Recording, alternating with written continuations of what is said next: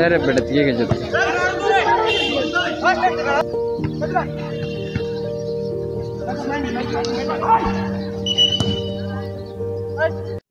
আমি গত 3 দিন আগেও দেখেছি আমাদের দরবারপুরে কি সুন্দর একটি মিনিমার ফুটবল টুর্নামেন্টে আমাদের জিএমআর জুনিয়র একাদশ কি সুন্দর খেলেছে। এরপরে আমরা যখন ছোট ছিলাম ফুলগাজী পরশুরাম সালানিয়াতে, আমরা চাঁদগাজীতে জিএমআর খেলোয়াড়দের একটা অসাধারণ সৌন্দর্য এবং নিপুণতা ছিল।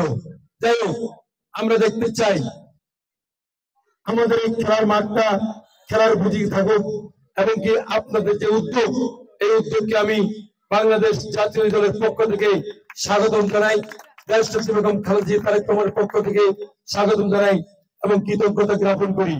আমি চাই শুধু জিয়ামাত মাঠ নয়, জিয়ামাত ইউনিয়নের 9টি ওয়ার্ডে আমাদের ছাত্ররা, আমাদের ছাত্রদের যুবদল স্বেচ্ছাসেবক দল শুধু নয়, জিয়ামাতের সকল ছাত্ররা যেন একসাথে আমরা মিলেমিশে একটি খেলার পরিবেশ তৈরি করতে পারি।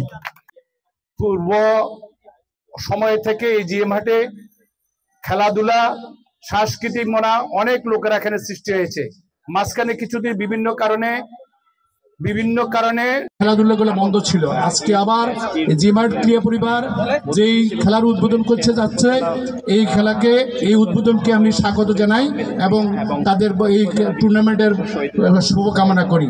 আমরা এখানে যারা ম্যান অফ দ্য ম্যাচ ওদের জন্য পুরস্কার আছে, যারা সেরা গোলদাতা ওদের জন্য ক্যাশ আছে, এমনকি সেরা গোলকিপার ওদের জন্য সবকিছু পুরস্কার আছে। আমাদের সাইবুল ভাই এবং সম্রাট